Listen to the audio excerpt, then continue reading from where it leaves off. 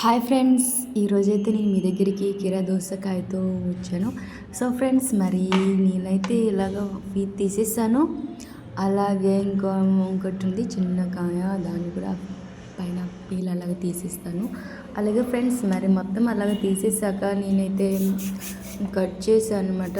కొంచెం మంచి వాటర్తో కడిగేసి మరి మంచిగా స్లైస్గా చేసేసాను. మరి ఫ్రెండ్స్, ఈ కీర దోస వల్ల కూడా చాలా మంచి యూజెస్ ఉన్నాయి.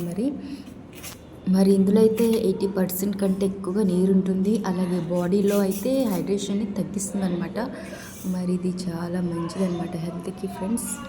అలాగే బాడీలో అయితే ఫుల్గా ఉన్న వేడిని కూడా తగ్గిస్తుంది, హీట్ని తగ్గిస్తుంది అనమాట. అలాగే ఫ్రెండ్స్, మరి చూడండి ఫ్రెండ్స్, నేనైతే క్లీన్ చేశాను, మంచిగా నీట్గా క్లీన్ చేసేసి వీటిని కట్ చేశాను అనమాట. కట్ చేసేసి నేను అలాగా కట్ చేస్తూ ఉన్నాను. అలాగే ఫైబర్తో ఉంటుంది. మరి ఇది వెయిట్ లాస్ కూడా చాలా పర్ఫెక్ట్గా వర్క్ అవుతుంది అనమాట.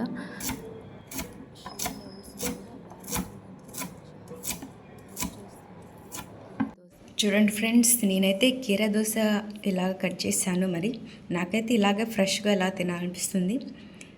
ఇందులో ఏం మిక్స్ చేయాలనిపించదు. సో నేనైతే ఏం మిక్స్ చేయలేదు.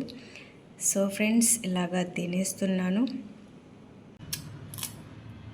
ఇంకా లైట్గా లెమన్, సాల్ట్ మిక్స్ చేస్తే బాగుంటుంది, బట్ నాకు ఇలాగే ఇష్టం. ఓకే ఫ్రెండ్స్, మరి నా ఛానల్ ఫాలో అవ్వండి, లైక్ చేయండి, షేర్ చేయండి. బాయ్.